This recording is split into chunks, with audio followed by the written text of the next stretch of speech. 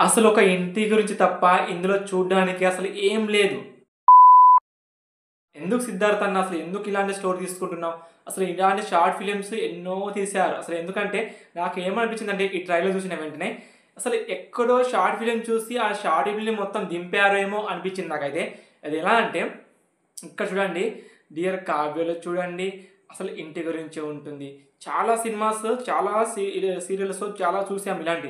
ఒక సొంత ఇంటి కల ఉండాలి, ఆ సొంత ఇంటిని మేము నిర్మించుకోవాలి అనేది చాలా స్టోరీ చూసాం. సో, అదే స్టోరీని రొటీన్ తీసి మరీ పెట్టారు. ఎందుకంటే ఒక ఫ్యామిలీ ఉంటుంది. ఈ ట్రైలర్ మొత్తం చూస్తే ఒక ఫ్యామిలీ ఉంటుంది. అక్క, చెల్లెల, అన్న, అమ్మ, నాన్న సో, ఇలా ఉంటారు. వాళ్ళు ఒక అద్దెంట్లో ఉంటారు. సో, వాళ్ళ గౌరవం ఇయ్యరు. అంటే ఇప్పుడు అద్దెంట్లో ఉంటే ఎవరైనా గౌరవం ఇయ్యాలి. ఎందుకంటే ఓనర్స్ ఉంటారు కాబట్టి వాళ్ళు రెంట్ చేస్తారు. అక్కడి నుంచి వెళ్ళిపోతూ ఉంటారు. సో, అది జరుగుతుంది. ఇప్పుడు వాళ్ళకి సొంత ఇల్లు ఉండదు. సో, సొంత ఇల్లు లేకపోవడంతో ఏమవుతుందంటే వెంటనే వీళ్ళ మీద సొంత అడ్రస్ అనేది ఉండదు.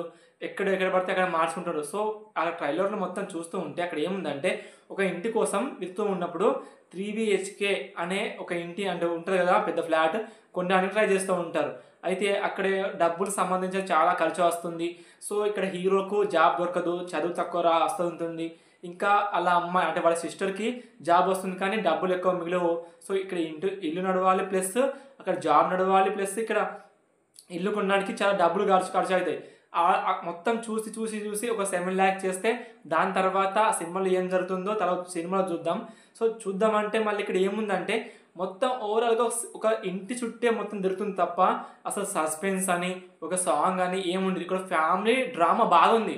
సో, చిన్న క్లిప్స్ గాని అంటే ఒక ఫ్యామిలీ ఒక ఇంటి గురించి ఇంత కష్టపడుతుందా అని ఫ్యామిలీ డ్రామా బాగుంది ఈ ట్రైలర్‌లో. బట్ ఎమోషన్స్ సీన్స్ కూడా అక్కడక్కడ మంచిగున్నాయి. ఎందుకంటే వాళ్ళ ఫ్యామిలీ ఎమోషన్స్ ఎందుకంటే ఇంటి లేక సొంత ఇంటి కలలేక చాలా బాధపడుతుంటారు. హీరో వేరే పనులు చేసుకుంటుంటాడు.